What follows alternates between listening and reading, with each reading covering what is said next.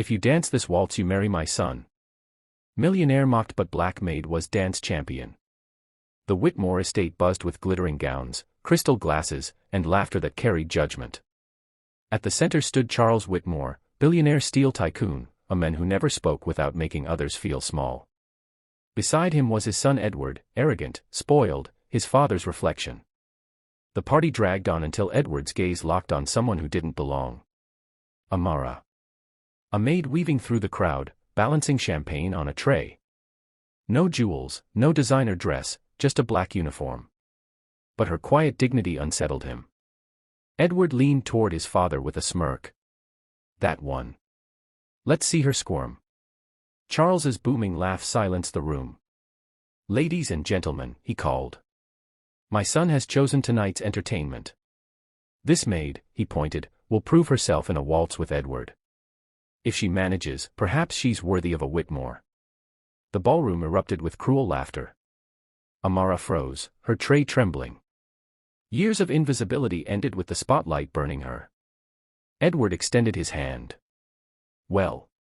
Or are you afraid? The orchestra struck a note. Amara stepped forward. At first, people grinned, waiting for the stumble. The shame. But Amara didn't stumble. She moved with elegance that silenced the violins themselves. Regal posture. Precise steps. Fluid turns. She wasn't a servant following orders, she was commanding the floor. Edward's smirk faltered. He tripped trying to keep pace. The crowd, once mocking, began to murmur in awe. By the final spin, when Amara landed gracefully at the center, the ballroom erupted, not with laughter, but applause. She's extraordinary, someone whispered. She dances like she was trained for this. They were right. Years before tragedy, Amara had been a national ballroom champion. She gave it up to raise her siblings after her parents' death. The world had forgotten. But her skill had not. And now, in front of the city's richest, her gift shone brighter than their jewels. Charles's face twisted with rage. His son stood breathless, humiliated. But worse was yet to come. The governor's wife stepped forward, voice sharp. Mr. Whitmore, I believe you owe this young woman an apology. Publicly. The cameras, the guests, the entire elite, every eye turned to Charles. For the first time in years, the untouchable billionaire stammered. His empire of pride cracked under humiliation. Edward dropped to one knee, desperate. Amara, forgive me. Marry me.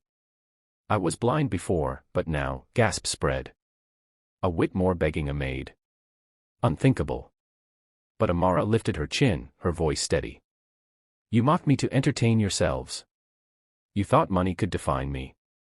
But all you did was expose your emptiness. Silence filled the ballroom. She turned to the academy director who stepped forward. I accept your offer, she said with quiet grace. And she walked away.